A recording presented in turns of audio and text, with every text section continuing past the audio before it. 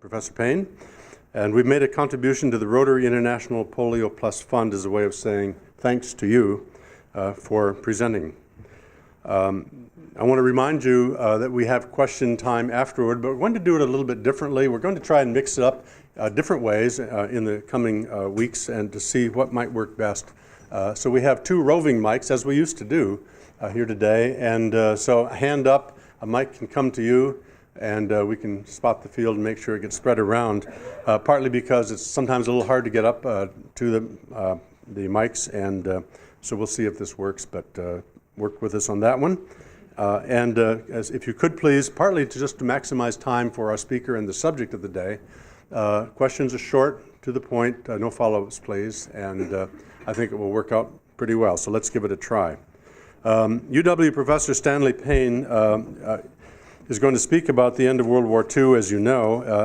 In May 1945, Nazi Germany had been defeated and the days of Imperial Japan were clearly numbered. However, wars, revolutions, and civil wars had grown increasingly deadly with the evolution of the industrial age, and indeed, that's a trend, unfortunately, that we recognize as continuing today.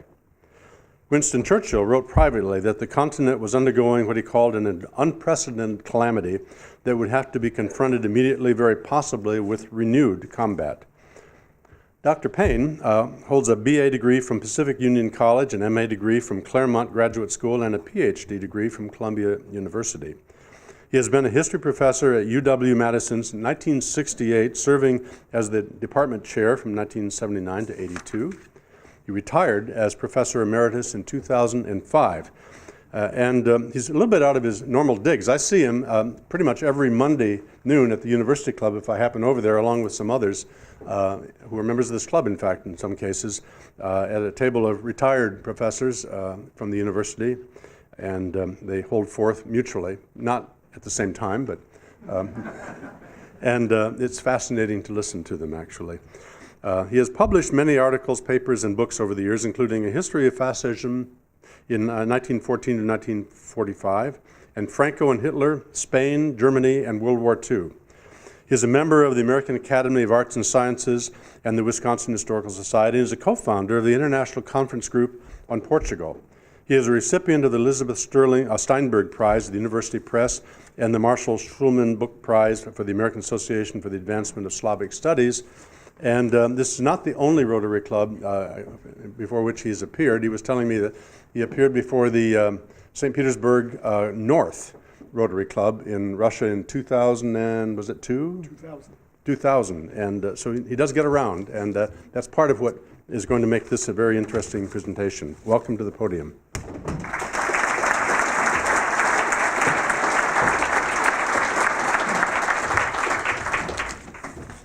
Thank you very much. I have forgotten my 50-page text, but I did prepare one page of notes for this occasion. And I wanted to change our perspective a bit because we tend to have in America a fairly pat narrative about World War II and the end of the war in 1945. And I'm not trying to present a postmodernist perspective that nothing ever really happened or that didn't occur. The war with Germany certainly ended, as did the war with Japan, but a new era of conflict was opening. And so I'm using the perspective that many historians of modern Europe have employed since the turn of the century, the last 15 years. They call the short 20th century, meaning that the 20th century really began with the great rupture of 1914, the beginning of World War I, which opened a long era of war, world war, revolution, civil war, that lasted in Europe down to the end of the Soviet Union, 1989, 1991, just about 75 years. A short 20th century of conflict. And I'd like to begin with the perspective of Winston Churchill, because he was the main architect of victory in World War II. And his approach to international affairs is rather different from that of Franklin Roosevelt. He always sustained the traditional British approach of the balance of power. He certainly was the most imaginative statesman involved in the era of world wars. Exactly 100 years ago, he was the principal definer of the Dardanelles campaign, which was the most unusual operation of World War I. It failed, but it was conceived really to counter the Turkish jihad, the first great jihad of the 20th century. And that sounds, of course, much more contemporary, as though things had come around full circle. After World War I, he was the Secretary of Defense of the British government. And he became then the leader of a kind of international anti-communist crusade, saying that World War I was over, but to avoid another great conflict, it would be better to strangle Bolshevism in its cradle. Everybody was worn out by that time, and so he didn't have much success, but he was the leader. His focus here changed a good deal, of course, in 1941, in the middle of World War II, when Hitler invaded the Soviet Union. This created a great deal of cognitive dissonance because it meant the alliance of the principal West European democracy with the leading totalitarian power of the East, but it was the kind of alliance on the basis of which the war was won. It obscured the fact, of course, that the war had begun in quite a different way, with a semi-alliance between Hitler and Stalin, which led to numerous Soviet conquests in Eastern Europe. One can actually say that in the first year of the war in Europe, Stalin annexed more territory directly than Hitler did. And the British were taken aback during the course of the war when they found that Stalin intended to keep all of that territory as part of the Soviet Union. So that by the time the war was coming to an end, late in 1944, going into 1945, Churchill became increasingly alarmed. After all, the casus belli in 1939 had been the German and then Soviet invasion of Poland, the idea of an independent Poland. It was clear that under the Soviet conquest of Eastern Europe, which was more or less ratified at Yalta, there would be no independent Poland. So as far as that point was concerned, the war had been fought in vain. He tried to work with that in a personal arrangement with Stalin in October 1944, the famous percentages deal. And he did manage to extract Greece from the Soviet sphere in the East. In fact, it's usually forgotten in the course of the war militarily that in December 1944, Churchill simply extracted British troops from the anti-German front in Italy to send a couple of brigades to Greece to put down the communists in the Greek Civil War, which the latter had begun. By the time the final weeks of fighting were coming to an end in April 1945, Churchill became increasingly depressed and agitated. He said that although Germany was going to be completely defeated and the great menace of Nazism destroyed, nonetheless, Europe was going to be left after the war with what he called, in his own language, an unprecedented calamity. Another phrase he used was a disaster never seen before. That is, nearly half the continent completely under the control of one major military and totalitarian power. In his last telegram to Roosevelt, before Roosevelt died that month, he used the phrase Iron Curtain, as he did again in his first telegram to Truman after Truman became president. Later on, the Soviets, of course, would like to point out the fact that the term Iron Curtain was originally coined by Paul Joseph Goebbels in Nazi propaganda, but of course not everything that Goebbels said was wrong just because Goebbels said it. In fact, this was a problem already being addressed by a special planning committee the British government had set up at the end of 1944. They called it officially the Post-Hostilities Planning Committee. And one of the things that this committee had to look into were the possible military threats after the war. And the main one that they identified, of course, was the danger of the very large and now powerfully established Red Army, danger of hostilities with the Soviet Union. Churchill then ordered in April 1945, in these very final weeks of the European war, that the British Joint Planning Staff prepare a contingency plan. And this would be a contingency plan to push the Soviet Union out of Central Europe. It was called Operation Unthinkable, because something like this, coming right on top of the biggest war in European history, did seem to be unthinkable, and yet Churchill wanted to consider what might be done to avoid this unprecedented calamity. The JPS worked on that for several weeks, and they had it ready a few days after the final surrender, which took place on the 8th of May. So this was a moderately thorough contingency plan, tried to work out all of the forces and ratios involved, came to the conclusion that in any conflict immediately with the Soviet Union, the Soviets in Central Europe would have an advantage of 4-1 in military manpower, at least 2-1 in armor. On the other hand, the Soviet Navy was of no consequence, so that Allied forces could dominate the seas, and also Allied air forces probably would be superior. But of course, this depended entirely on the disposition of the Americans, which it had not even been broached to, and the likely response there was going to be quite negative. The leader who was in favor of such a thing was General Władysław Anders, the commander of the Polish refugee army in exile, which had come to be probably the largest refugee army in exile in history. By that time numbered 170,000 men, and continued to grow in the summer of 45 after the war was over, because it recruited more and more young Poles from the Poles who had been held in Germany. So that by the end of the summer, it got to be an even bigger refugee army, an army of 250,000 men. And the perspective of General Anders was, that's fine, now we can fight our way through to Warsaw, so long as the Allies help us. That was the expectation, apparently, of many people inside Poland. Now the war against Germany was over, and surely there would now be a war by the Western democracies to honor the original pledge of Britain and France in 1939 of an independent Poland, and fight against the Soviet Union to liberate Poland. That was the expectation in Poland. The American attitude, of course, was quite different, and the attention of President Truman, nearly all the American military leaders, was simply on the war with Japan and beginning to get out of Europe. Some American soldiers had even considered this kind of possibility, at least the more reflective ones, that the war might not end with the defeat of Germany. There might be a new conflict with the Soviet Union.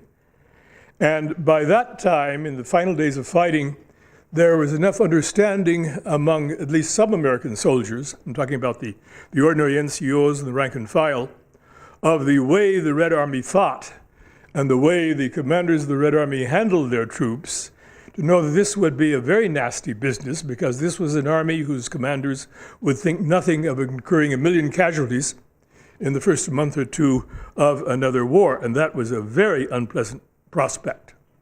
Not, of course, to one American commander. That would be the redoubtable George S. Patton, the commander of the American Third Army, who had already put himself on the record publicly, even before the fighting ended, that the American forces should not stop in Western or Central Germany. They should push right through and get rid of the Soviet Union as well. Patton was back in Paris, in fact, in the last weeks of fighting, and was quoted as saying, you can't imagine him really saying this, but on the other hand, since it was Patton, he probably did say it, that the Third Army alone probably would be enough to defeat the Soviet forces inside Germany. But that was Patton, and almost no one agreed with him. The operation would depend on getting large-scale American assistance before the American army left Europe. It might even depend also on rearming Germans. And what was found by that time among the German POWs held by the British was that a lot of them were willing to enlist for another war against the Soviet Union, or for that matter, even against Japan. They had become sort of professional soldiers, and they were ready and willing to fight again. Well, Operation Unthinkable as a contingency plan was discussed by the British Joint Chiefs about the beginning of June, and they concluded, because of all of these problems, indeed the plan was well named, the operation was unthinkable. It was passed on to Churchill a few days later. Churchill accepted that conclusion, but he said, quote, "Never in his life had he been so worried about the European situation as at present. Britain, he declared, was in greater strategic danger in 1945-46 than in 1938-39.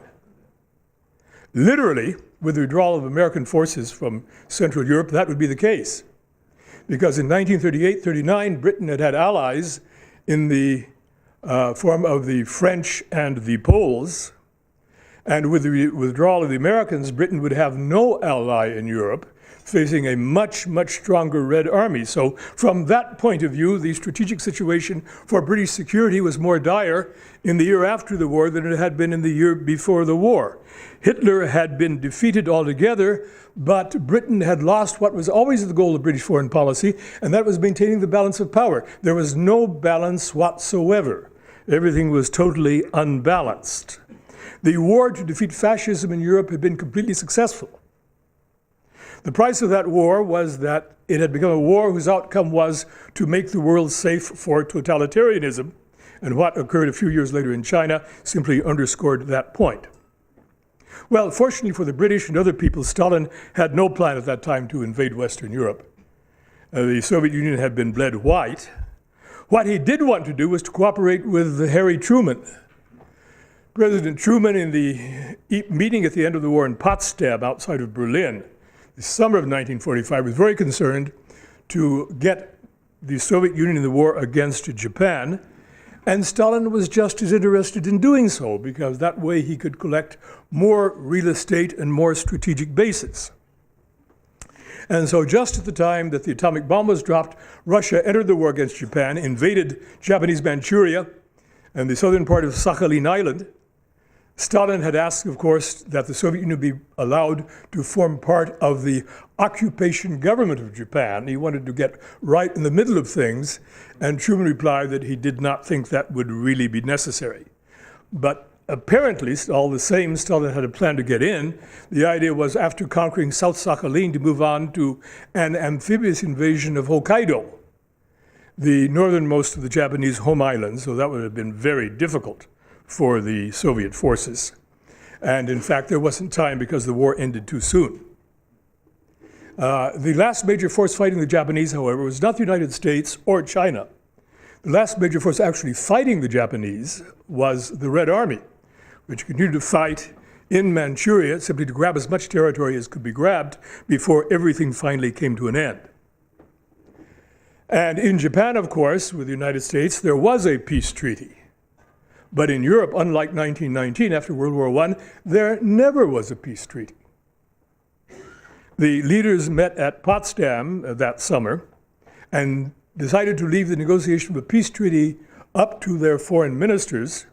Later on, the more the foreign ministers talked, the greater the divergences became, and so there never was a peace treaty. Though there was a great sense of self-righteousness among some of the leaders at Potsdam, because they believed they were making an effective peace, unlike the failure of the Treaty of Versailles following the First War. The Treaty of Versailles, however, did make a major effort to carry out and distribute justice all around Europe. There wasn't really that kind of effort at Potsdam. The peace at Potsdam that led to no treaty was probably the most brutal major peace that was ever made after any European war, at least in modern times. And the year after the end of the war in Europe was a time of misery and mass atrocity for literally millions of people, mainly German civilians. There occurred in Eastern Germany and in other occupied Soviet territories the greatest single rape in human history. Among the final mass casualties of the war were the enormous numbers of women raped and the hundreds and hundreds of thousands of abortions of babies that took place. The largest ethnic cleansing that had ever occurred in human history, at least 20 million people being moved around forcibly and often in the worst conditions. Nazi camps in Poland were reopened by the Poles for German civilians, and they were treated about the same way that other people had been treated by the Nazis in those same camps earlier. And then there were the civil wars, the Greek Civil War, which went on until 1949.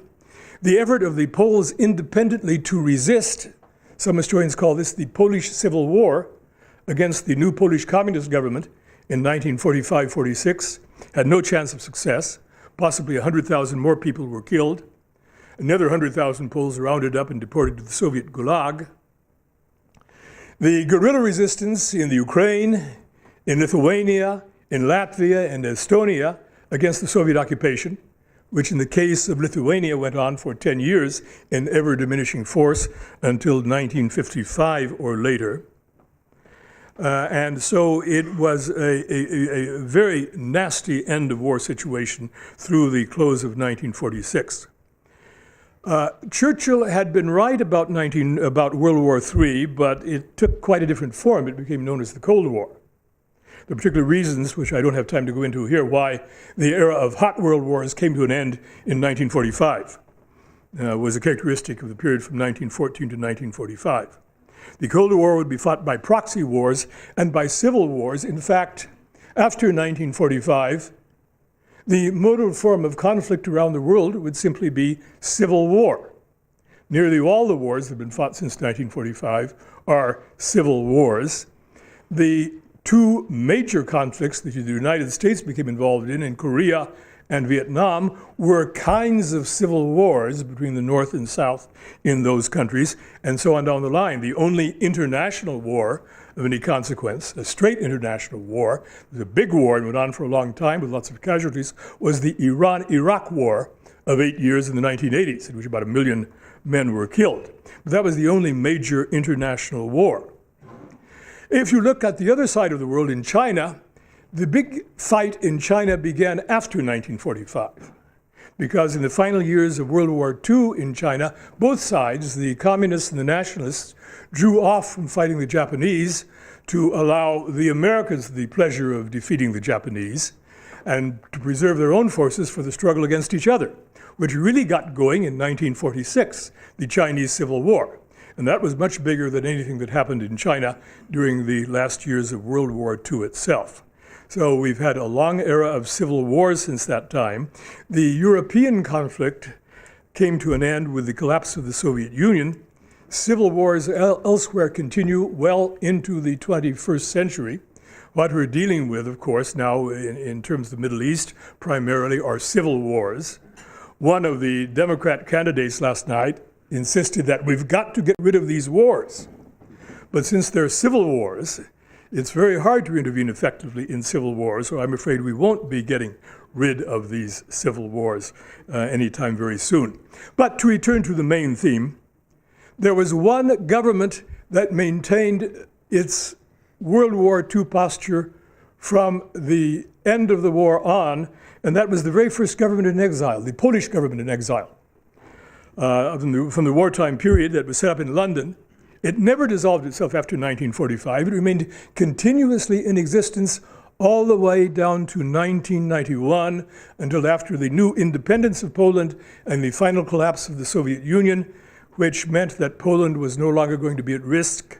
Then the Polish government in exile finally declared World War II at an end in 1991 and dissolved itself. So with that, I will pause and be happy to entertain any questions you may have. I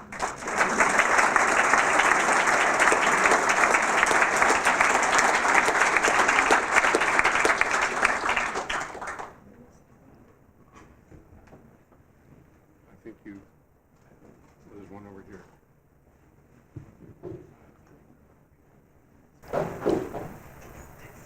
Fascinating information. I wish we had another couple hours, but the discussion of, I think you call it Mission Unthinkable or Project Unthinkable. Operation Unthinkable, when the Joint Chiefs of Staff were mulling over what to do next.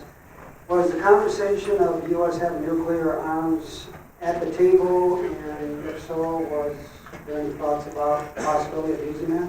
At that time, not at all, because the American president only received the news of the success of the atomic test at Potsdam later on in July. So that was not on the table. They were thinking in terms of the conventional weapons of World War II in Europe. I think you anticipated all the other questions. Is it sure? Over here? Okay. Did the British ever officially present this idea to anybody in authority in the American government? As a formal presentation, to my knowledge, no. Because by the time the process had worked itself out among the British leaders, by the time the plan was ready, had been thoroughly discussed by the British chiefs of staff, and then given to Churchill, they had decided it was a dead letter, and even Churchill realized that that was not something that he could really present seriously to the new American administration of Harry Truman. The remarkable thing about this whole initiative from Churchill was that by that time, the man was 71 years old, and he was literally exhausted by the responsibilities of the last 6 years. And yet he had sufficient vigor to look toward the future and the potential difficulties of the future, and at least undertake one new planning initiative, though he couldn't really go beyond that. It was a kind of a remarkable demonstration of the Churchillian spirit, even though it was not a practical plan. Is there anything the American delegations at Yalta or Potsdam could have or should have done to alter what happened following? The one thing that could have been done would have been to have bargained more seriously with Stalin about the question of the Polish elections. Stalin had promised democratic elections at Yalta. Nothing was done to really make that effective. It would have taken tough bargaining. That would not have been easy. The position, of course, of the two Western democracies was always a weak one in Eastern Europe from the very beginning of the war, and became in some ways weaker yet by the end of the war, once Stalin was in military occupation of nearly all that territory. The great concern in the Grand Alliance throughout the war was the fear of a separate peace by one part of the alliance. After all, the Allies had good reason to be worried about that. That's exactly what Stalin had done in 1939. That's what had made it possible for Hitler to begin the war in Europe at that time. If Stalin had done it once, he might do it again. At the same time, Stalin's whole policy prior to 1939 had been the idea that the Western powers were trying to play him off against Hitler and that they might do something. So because of this situation, Roosevelt really was playing a weak hand, and all that he could have done would have been to have bargained more seriously at Yalta, and then in the case of Truman at Potsdam afterwards. It's not clear whether that would have made very much difference. It would have taken very tough bargaining to have gotten anything. Possibly something could have been done. Some concessions, at least some minor concessions, might have been attained. The Rooseveltian approach was to give Stalin pretty much whatever he wanted. And therefore, Stalin had a very high opinion of Roosevelt and genuine personal esteem. It was not just a business relationship. Stalin had real personal esteem for Roosevelt and was grief-stricken at the news of Roosevelt's death, realized he might never find another American president who would have such a positive attitude toward him, and he was right. Question for you. Now Stalin's gone, all his foes are gone, and Putin's here. And you're going to another Cold War. Do you have any comments on what Putin's plan might be? Well, first of all, let me correct you. I don't think it's going to be another Cold War. And the reason for this is that the Putinesque reach is not large enough to have a more general Cold War. Putin seems, for the moment, to be in a strong position in some areas, Ukraine, possibly Syria. But in turn, he really is playing a weaker kind of hand than Stalin or the post-Stalin leaders really ever had, because Russia is going to face major economic weakness in the decade ahead, and that's going to be a considerable handicap for him. So that I think even more than the Soviet leaders, Putin simply tries things out to see what he can get away with, but is not inclined to run any great risks. So these conflicts, though they will continue, and there will be major differences still about policy in various areas, I think will probably be contained within certain dimensions and never really reach the level of a second Cold War. One over here. Last follow-up, second follow-up is another question, Carl. Do you give any credence to the fact that some people think that his death wasn't an accident and that he was pretty well made public of him wanting to go into the Soviets, especially with this operation? The death of whom? Pardon me? The death of whom? Patton. Oh, no, all the evidence indicates that the death was a traffic accident. No seatbelt in those days. We have two more, one here, and then we're done. Thank you for a really informative presentation.